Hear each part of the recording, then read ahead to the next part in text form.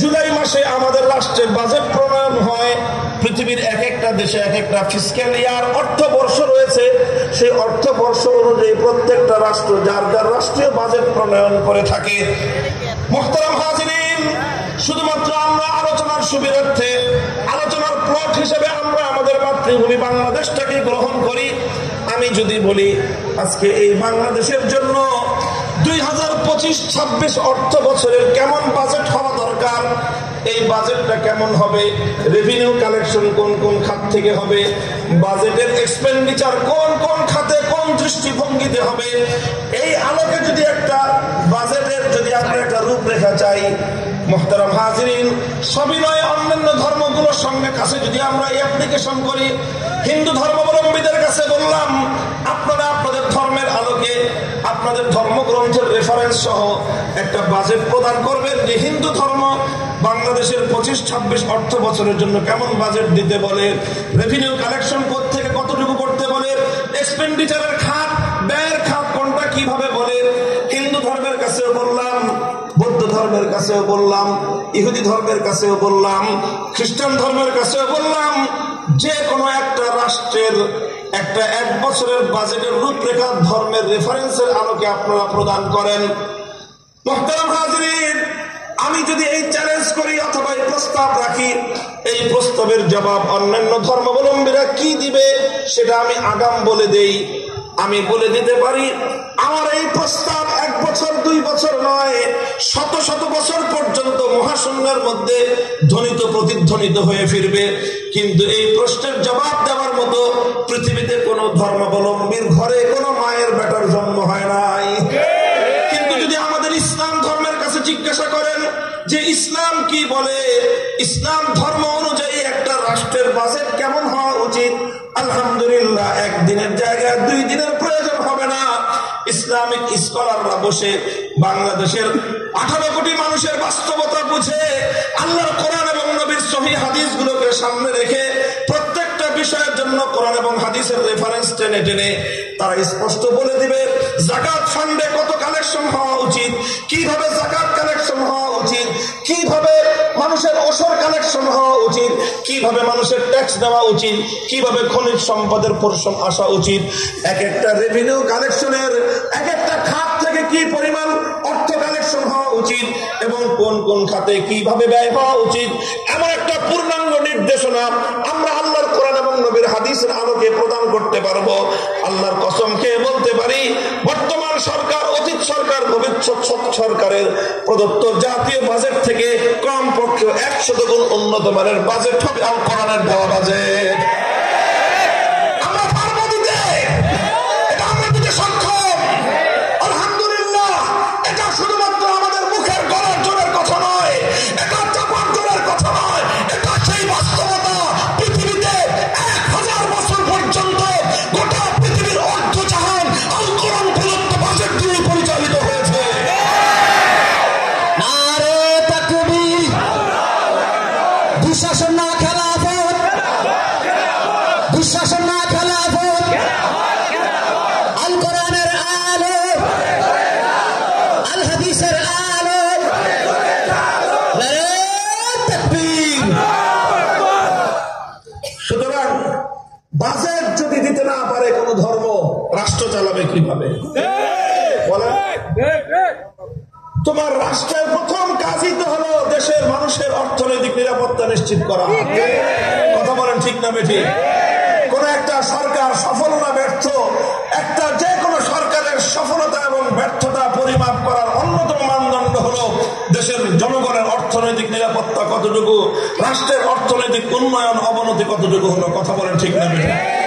সুতরাং একটা দেশের অর্থনীতি কিভাবে পরিচালিত হবে, সেই দেশের জাতীয় বাজেট কিভাবে প্রণীত হবে, সেই বাজেটের রেভিনিউ কোথায় কালেকশন হবে, সেই বাজেটটা কোথায় কালেকশন হবে, কোন কোন খাতে কিভাবে ব্যয় হবে, এর পূর্ণাঙ্গ নির্দেশনা আল্লাহর কোরআনের এক একটা আয়াতের রেফারেন্স সহ, নবীর এক একটা হাদিসের রেফারেন্স সহ বিশ্ববাসীর সামনে আমরা দিতে প্রস্তুত।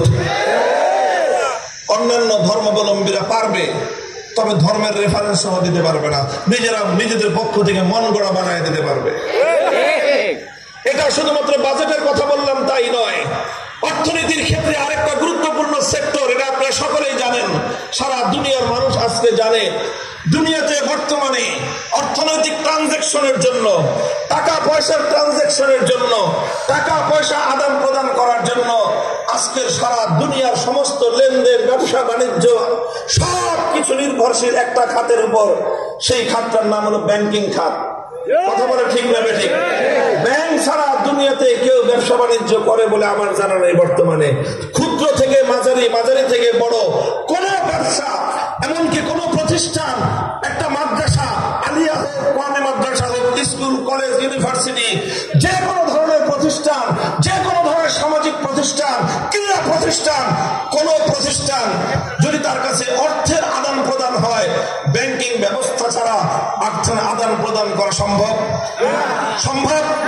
বর্তমান সারা দুনিয়ার মানুষের অর্থনৈতিক কর্মকাণ্ডের একটি গুরুত্বপূর্ণ অনুষঙ্গ হয়ে দাঁড়িয়েছে ব্যাংকিং সেক্টর। কথা বলেন ঠিক না বেঠিক? মুহতারাম হাজিরিন, ব্যাংকিং সেক্টর ছাড়া মানুষ এখন অর্থনৈতিক লেনদেন করতেই পারে না। তো আমি যদি বলি ব্যাংকিং সেক্টরটা বর্তমানে মানুষের অর্থনৈতিক কার্যক্রম পরিচালনা করবার খুব গুরুত্বপূর্ণ একটা অপরিহার্য একটা অনুষঙ্গে পরিণত হয়েছে, এটা যদি মেনে নেওয়া হয়, দ্বিতীয় প্রশ্ন আমি করব, তাহলে একটা ব্যাংকিং সেক্টর, একটা দেশের ব্যাংকিং খাত 2025 সালে কিভাবে পরিচালিত হতে পারে? ধর্মের আলোকে তোমরা তার রূপরেখা দাও। এই প্রশ্নটা, এই প্রস্তাব যদি আমি হিন্দু, বৌদ্ধ, খ্রিস্টান, অন্যান্য ধর্মাবলম্বীদের কাছে রাখি যে তোমাদের ধর্ম অনুযায়ী ব্যাংক কিভাবে চলা উচিত বলো। হিন্দু ধর্ম অনুযায়ী ব্যাংকিং ব্যাপারে কি বলা আছে, খ্রিস্টানরা ব্যাংকিং ব্যবস্থার ব্যাপারে কি রূপরেখা দিতে পারো, ইহুদিরা ব্যাংকিং ব্যবস্থা সম্পর্কে কি রূপরেখা দিতে পারো, বৌদ্ধরা ব্যাংকিং ব্যবস্থা সম্পর্কে কি রূপরেখা দিতে পারো। এই প্রশ্ন করার পরে হাজার বছর কেটে যাবে, কোন একটা ধর্মের পক্ষ থেকে ব্যাংকিং ব্যবস্থা সংক্রান্ত কোন প্রশ্নের জবাব আসা সম্ভব নয়। কিন্তু পক্ষান্তরে যদি আপনি ইসলামকে জিজ্ঞাসা করেন যে ইসলাম তুমি ব্যাংকিং সেক্টর সম্পর্কে কি বলো, আমি জবাব দিব এই প্রশ্ন তুমি জন্ম নেওয়ার আগে, আজ থেকে 70-80 বছর পূর্বেই আধুনিক যুগের ব্যাংকিং সেক্টরকে সামনে রেখে সারা দুনিয়ার মানুষের ব্যাংকিং ট্রানজাকশন কিভাবে হতে পারে, ইসলাম তার একটা রূপরেখা দিয়েই ক্ষান্ত হয় নাই, বরং ব্যাংকিং ব্যবস্থার সেই রূপরেখাকে প্র্যাকটিক্যাল নমুনার উপর দাঁড় করিয়ে সারা পৃথিবীর মানুষকে ইসলাম দেখিয়ে দিয়েছে আধুনিক যুগের ব্যাংকিং ব্যবস্থা করবার জন্য সুদ ভিত্তিক প্রচলিত ব্যাংকিং ব্যবস্থার চেয়ে ইসলাম প্রদত্ত ব্যাংকিং ব্যবস্থা হাজার গুণে শ্রেষ্ঠ এবং উত্তম। ইসলামী ব্যাংকিং সেক্টর আজকের পৃথিবীর রিয়েলিটি, আজকের পৃথিবীর বাস্তবতা, এটাকে অস্বীকার করার কোনো উপায় নাই। বাংলাদেশের দিকে তাকান, আজ বাংলাদেশে শুধুমাত্র বাংলাদেশের কথা বলছি, শরিয়া সম্মত, শরিয়া অনুযায়ী পরিচালনার অঙ্গীকারকারী ব্যাংকের সংখ্যা হলো 10টা। কতগুলো ব্যাংক? 10টা ব্যাংক, ফুল ব্যাংক বাংলাদেশে ইসলামিক ব্যাংকিং কার্যক্রম পরিচালনা করতেছে। হ্যাঁ, প্রশ্ন আছে যে তারা কতটুকু ইসলাম মানে, ইসলাম কতটুকু মানে, সেটা যার যার আভ্যন্তরীণ বিষয়। কেউ যদি ইসলাম মানার কথা বলে ঘরের ভিতরে গিয়ে নামাজ না পড়ে, আপনি যদি সে দাবি করে যে আমি নামাজি, আপনি কি যাচাই করে দেখতে পারবেন সে নামাজটা পড়ার সময় উজু করছে কি করে নাই? বলেন, উজু করছে কি করছে না সেটা তো আমার যাচাই করার বিষয় না, আমার দেখার বিষয় হলো লোকটা নামাজি কিনা। আমি যাকে দেখবো যে নামাজ পড়তেছে আমি তাকে ধরে নিব সে নামাজি। তো ঠিক এরকম ভাবে ব্যাংকগুলো বলতেছে তারা ইসলামিক ব্যাংকের নীতিমালা অনুসরণ করে, সেই হিসাবে আমরা মেনে নিলাম সেই ব্যাংকগুলো ইসলামিক ব্যাংক। সেক্ষেত্রে বাংলাদেশে বর্তমানে ব্যাংকের সংখ্যা হলো ইসলামী ব্যাংক 10টা ব্যাংক শুধু বাংলাদেশে ফুল ইসলামিক ব্যাংকিং করে যেগুলো। এছাড়া আরো অনেকগুলো ব্যাংক রয়েছে যেগুলো ইসলামিক ব্যাংকিং এর তাদের শাখা রয়েছে, ব্রাঞ্চ রয়েছে, কারো উইন্ডো রয়েছে ইসলামিক ব্যাংকিং এর, অর্থাৎ আংশিক ইসলামিক ব্যাংকিং করে। এটা শুধু বাংলাদেশ নয়, এটা শুধু মুসলিম বিশ্বের চিত্র নয়, পাশ্চাত্যের ইহুদি, খ্রিস্টান, বৌদ্ধ, হিন্দুদের বড় বড় শহরগুলোতে আজ ইসলামিক ব্যাংকিং কার্যক্রম পরিচালিত হচ্ছে। আর এই ইসলামিক ব্যাংকিং এর মাধ্যমে শুধুমাত্র মুসলমানদেরকে নয়, বরং জাতি ধর্ম নির্বিশেষে প্রতিটি ধর্মাবলম্বীকে ব্যাংকিং সার্ভিস দিয়ে থাকে ইসলামিক ব্যাংকিং গুলো। কথা বলেন ঠিক না বেঠিক? আরে বাংলাদেশের 2024-এর আগস্ট বিপ্লব পরবর্তী বাংলাদেশের চিত্রটা যদি আপনারা দেখেন বাংলাদেশে আজ অর্থনীতি পুনরুদ্ধারে সবচেয়ে বেশি যে ব্যাংক ভূমিকা পালন করেছে, যে ব্যাংকের মাধ্যমে সবচেয়ে বেশি বিদেশি রেমিটেন্স বাংলাদেশের অর্থনীতির মেরুদণ্ডকে শক্ত করেছে, সেই ব্যাংকের নাম ইসলামী ব্যাংক। এই ইসলামী ব্যাংকে অ্যাকাউন্ট শুধু মুসলমানরা খুলে না হিন্দুরাও খুলে? হিন্দুরাও খুলতে পারে। আছে অনেক হিন্দুদের অ্যাকাউন্ট আছে, অনেক বৌদ্ধদের অ্যাকাউন্ট আছে, অনেক খ্রিস্টানদের অ্যাকাউন্ট আছে না নাই? অর্থাৎ ইসলামিক ব্যাংক শরিয়া অনুযায়ী, কোরআন সুন্নাহর বিধান অনুযায়ী সার্ভিস যেমন ভাবে মুসলমানদেরকে দেয়, হিন্দুদেরকেও দেয়, খ্রিস্টানদেরকেও দেয়, বৌদ্ধদেরকেও দেয়। জাতি ধর্ম নির্বিশেষে দুনিয়ার 700 কোটি মানুষকে ব্যাংকিং সেবা দেওয়ার সামর্থ্য, ব্যাংকিং সেবা দেওয়ার অ্যাবিলিটি একমাত্র ইসলাম ধর্মের রয়েছে। একবিংশ শতাব্দীতে কোন একটা ধর্ম যদি রাষ্ট্র চালাতে চায়, ব্যাংকিং ব্যবস্থা আরেকজনের কাছ থেকে ধার করে এনে রাষ্ট্র চালাবে কেমনে? ব্যাংকিং ব্যবস্থা, তার নিজস্ব ব্যাংকিং ব্যবস্থা থাকতে হবে। কথা বলেন ঠিক না বেঠিক? এই নিজস্ব ব্যাংকিং ব্যবস্থা হিন্দু ধর্মের নাই। এত বড় রাষ্ট্র আছে ভারতের কাছে, এত বড় রাষ্ট্রের হিন্দুত্ববাদী উগ্রবাদী মোদিরা আজ মুসলমানদেরকে জোর করে হত্যা করে রক্ত প্রবাহিত করে ইসলামের অগ্রযাত্রা দাবায় রাখতে চায়। ইসলামকে হত্যা করে মুসলমানদের রক্ত ছড়া ইসলাম কোনোদিন দাবায় রাখা যায় না। মুসলমানের যত রক্ত ঝরবে, মুসলমান যত কোরবানি হবে, মুসলমান যত খুন হবে, প্রতি ফোঁটা রক্ত থেকে ইসলাম আরো শক্তিশালী হয়।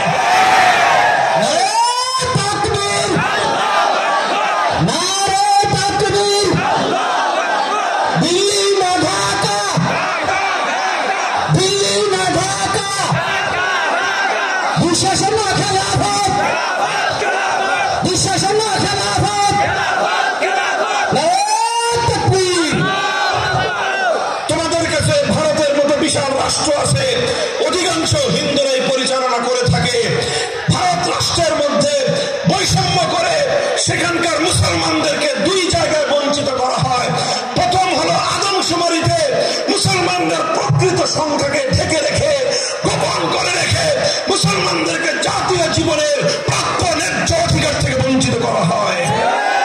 সেখানে এখনো দেখা হয় 30 কোটি মুসলমান, প্রকৃত অর্থে প্রকৃত তথ্য যাচাই করলে 50 কোটির বেশি মুসলমান হবে ভারতে রয়েছে। এরপরে যতটুকু তারা দেখায়, সেই মুসলমানদের মাথা সংখ্যানুপাতে, সংখ্যার আকারে মুসলমানরা যেই পরিমাণ রয়েছে, রাষ্ট্রীয় সুযোগ সুবিধা, সরকারি চাকরির ক্ষেত্রে মুসলমানরা ভারতের চরম বৈষম্যের শিকার। শুধুমাত্র মুসলমান হওয়ার কারণে বাড়িঘর হারাতে হয়, শুধু মুসলমান হওয়ার কারণে বঞ্চনার শিকার হতে হয়, শুধুমাত্র মুসলমান হওয়ার কারণে সরকারি চাকরি জুটে না। মোহতারাম, বাংলাদেশের কথা বললাম না, বাংলাদেশের কথা বললাম না। ওরা ওখান থেকে মাঝে মাঝে চিৎকার করে বাংলাদেশের ব্যাপারে, যে বাংলাদেশে দেখি হিন্দু সংখ্যালঘুদের উপর নির্যাতন হয়। আল্লাহর কসম খেয়ে বলি, বাংলাদেশের 50 বছরে ওই পরিমাণ সংখ্যালঘুরা নির্যাতিত হয় নাই। ভারতে 50 বছর নয়, 50 মাস নয়, 50 দিনে যেই পরিমাণ মুসলমানরা নিগৃহীত হয়। বাংলাদেশে হিন্দুরা সরকারি চাকরির কোটায় যেই পরিমাণ অ্যাডভান্টেজ পায়, সংখ্যানুপাতে যেই পরিমাণ হিন্দু বাংলাদেশে বসবাস করে, বাংলাদেশে 10% হিন্দু থাকলে সরকারি চাকরি করে 20%, ভারতে মুসলমান 30% হয়ে থাকলে সরকারি চাকরি পায় 3%। এইগুলো বাস্তবতা, এগুলো পরিসংখ্যান, ডাটা, এগুলো নিয়ে কথা বলে দেখেন।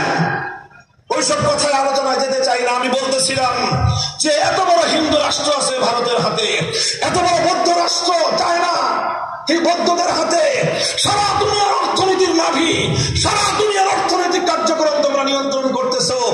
আর পশ্চিমা বিশ্ব খ্রিস্টানদের কথা কি বলবো, গোটা উন্নত ইউরোপ আমেরিকা তাদের হাতে, এত কিছু তোমাদের কাছে আছে। তোমাদের গোটা ইউরোপ জুড়ে একটা খ্রিস্টান ব্যাংক কেউ আবিষ্কার করে দেখান, গোটা চায়না জুড়ে একটা বৌদ্ধ ব্যাংক কেউ আছে প্রমাণ করে দেখান, গোটা ভারত জুড়ে একটা হিন্দু ব্যাংক আছে প্রমাণ করে দেখান। আমি তো শুধু বাংলাদেশে 10টা না, 10টা পূর্ণাঙ্গ ইসলামিক ব্যাংকের হাজার হাজার ব্রাঞ্চ গোটা বাংলাদেশে গোটা জাতির জন্য খেদমত আঞ্জাম দিয়ে যাচ্ছে। তাহলে যেই ধর্মটা একবিংশ শতাব্দীতে মানুষকে ব্যাংকিং ব্যবস্থা দিতে পারে না, সেই ধর্ম রাষ্ট্র চালাবে কি দিয়ে? এই কথাটা বোঝার জন্য খুব বড় শিক্ষিত হওয়ার আগে, এই কথাটা বোঝার জন্য অনেক বড় দার্শনিক হওয়া লাগে? কিচ্ছু লাগে না, শুধুমাত্র বিবেকটা থাকা লাগে। বিবেকের মধ্যে মগজ থাকা লাগে। পায়খানার গরুর গোবর থাকলে এই বিবেক দিয়ে এই কথা বুঝে আসবে। মুহতারাম হাজিরিন, আমি দুটো কথা বললাম। অর্থনীতি সংক্রান্ত রাষ্ট্র ব্যবস্থা চালাতে গেলে বাজেট প্রণয়ন করতে হবে। ফর এক্সাম্পল, বাজেট দিতে পারবে ইসলাম, অন্যান্য ধর্মগুলো কোন রাষ্ট্র কোন জাতির জাতীয় বাজেট প্রণয়ন করার জন্য কোন রেফারেন্স দিতে সক্ষম নয়। ইসলাম সক্ষম ব্যাংকিং ব্যবস্থার সলিউশন দিতে, অন্য কোন ধর্ম সক্ষম নয়, একমাত্র ইসলাম সক্ষম। এবার আসেন 3 নম্বর আরেকটা দৃষ্টান্ত দিই আপনাদের কাছে, যেটা খুব প্রয়োজন হবে আমাদের সকলের জন্য। সেটা হলো, যে কোনো ধর্ম অনুযায়ী যদি রাষ্ট্র পরিচালনা করা হয়, তাহলে সেই রাষ্ট্রে ওই ধর্ম ছাড়া অন্যান্য ধর্মাবলম্বীরা থাকবে কি থাকবে না? জোরে বলেন। আপনি আমার আলোচনা বুঝতেছেন? কারা কারা বুঝতেছেন হাত তুলেন দেখি। আল্লাহ কবুল করেন। প্রশ্নের জবাব দিয়েন। মনে করেন আমরা যদি বাংলাদেশে ইসলাম অনুযায়ী রাষ্ট্র চালাই, হিন্দুরা থাকবে কি থাকবে না?